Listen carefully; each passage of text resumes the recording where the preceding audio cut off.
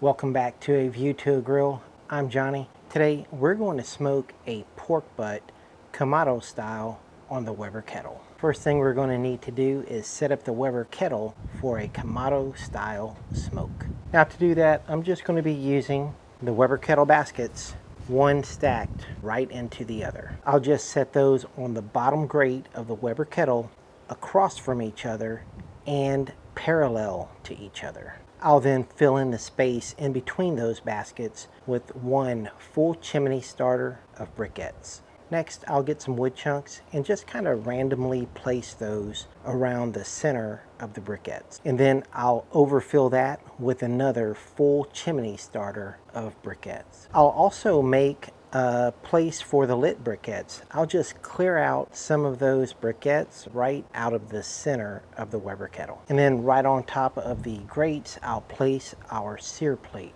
I'm using the sear plate from the Golden's cast iron Kamado company.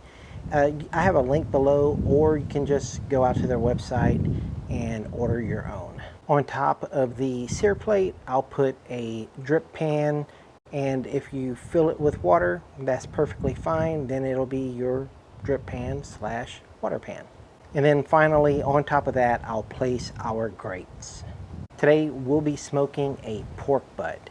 So all I did was take it out of the wrapper. Next, I trimmed off the fat cap, and then I just seasoned it with some good old SPG. Let's start our cook and get our pork butt and set it out on the counter. Then I'll go outside and light up, 14, 16, 18 briquettes. And then once those briquettes are ashed over, I'll go ahead and pour them in that space we reserved the day before. Now you might have to move them around a little bit just to ensure that your sear plate sits flat on those Weber baskets. I'll get my drip pan and place that right on top of the sear plate. Last, I'll grab the grates and set those on top. To monitor the ambient temperature of the Weber kettle, I'll be using an aftermarket thermometer. Today I'm using the ThermoWorks Signals. Well, now it's time to bring this pit up to temp. We'll get the lid closed and start off with the top vent wide open and the bottom vent wide open as well. Today we're going to do this pretty hot, so our target temperature is 300. I'm going to give myself a pretty comfortable range today of about 20 degrees plus or minus. Our first adjustment is going to be 60 degrees below our target range. So I'll make my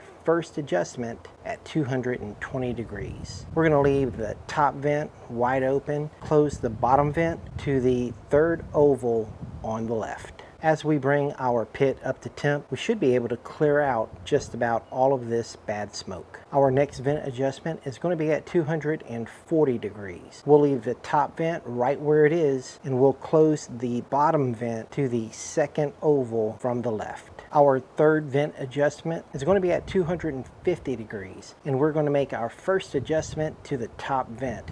And we're going to close it about halfway, and we're going to leave the bottom vent right where it is. Our next vent adjustment is going to be at 260 degrees. We're going to close the top vent by about halfway, and we're going to leave the bottom vent right where it is. At 270 degrees, we'll make another vent adjustment to the top vent. We're just going to close that just a little bit, and the bottom vent, that's going to stay right where it is. At this time, I'm also going to go grab my pork butt, and I'm going to plug in the internal temperature probe to the pork butt. And now we're within our target range, 280 degrees. The smoke has cleared up significantly, and I'm going to go ahead and put the pork butt on. I'll grab the pork butt and put that right over the center of our drip pan. We're not going to make any adjustments right now to the top or the bottom vent. They're going to stay right where they are. Now let's take a look at our graph. You can see here at around 817 we hit our target temperature range, and then right after that, this little dip is where we put our pork butt on, and our temperature just started recovering all by itself. As long as we're going up,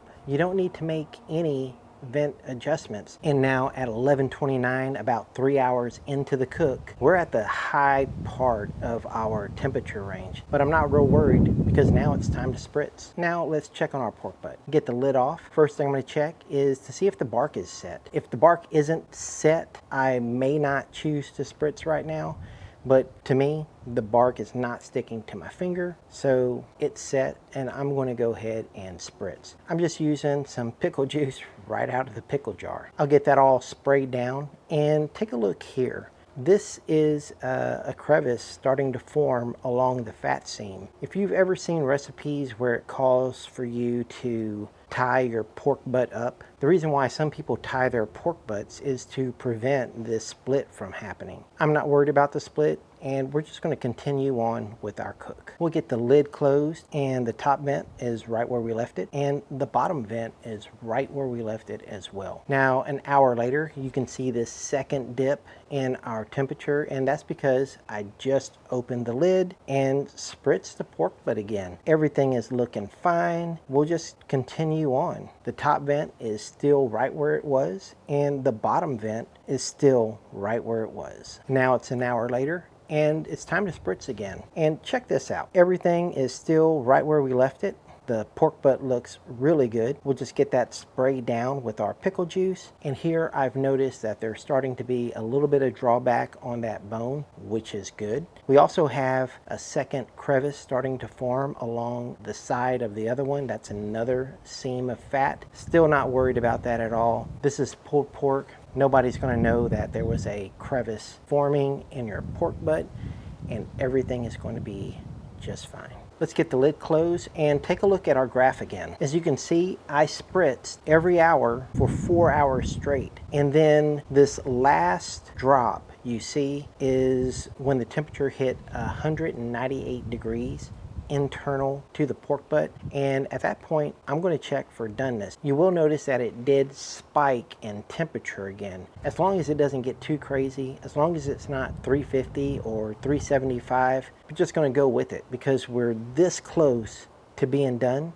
and we're going to be opening and closing that lid a lot, checking on the pork butt at this point of the cook anyway. So don't worry about that last little spike in temperature. I'm just going to be using a thermometer probe to check for tenderness. If you want, you can use your thermopen and see what the temperature is and go by, you know, whatever the internet said, 203, 205. You could do it that way, or you can learn to probe for tenderness, and that is a more accurate way of determining if your pork butt is done or not, because all pork butts are different. Check this out. When I'm probing for tenderness with this probe, notice I'm going to let it go just for a second and watch it spin. It started to spin all on its own, so you know there is zero resistance in that pork butt. So now let's move over and try it from the side, and there is a little bit of pull on the probe. You'll feel the difference between the two. So this pork butt has to go a little longer. Now at 200 degrees, we're going to check it again. This side of the pork butt, no questions about it. The side with the bone, however, still has a little bit of resistance, but not so much that I'm worried about it not pulling apart.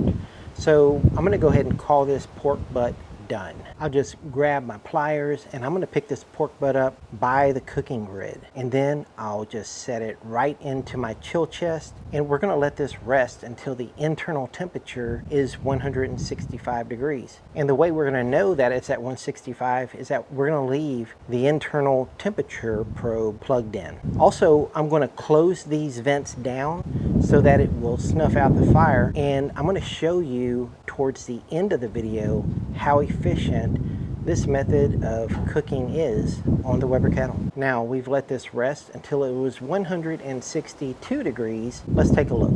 Now the bone comes right out and is clean except for this one area where the meat stuck to the cartilage. You remember earlier I was saying that I was feeling some resistance, and this is the result of that, but the meat is still tender. Now it's just going to be easier to pull it apart in the pan, so I'll just slide this right into my sheet pan. Look at this bark. This is the reason why I love no-wrap pork butts.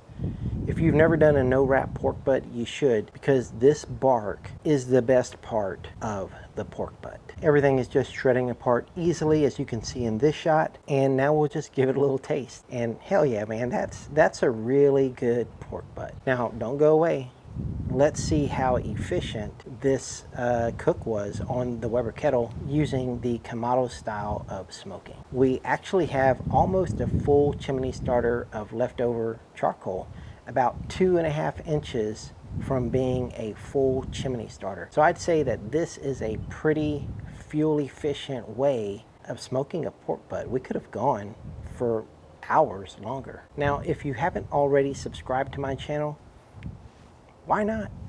Go ahead and hit that subscribe button. Thank you for watching A View to a Grill. I'll see you guys next time. Take care, y'all.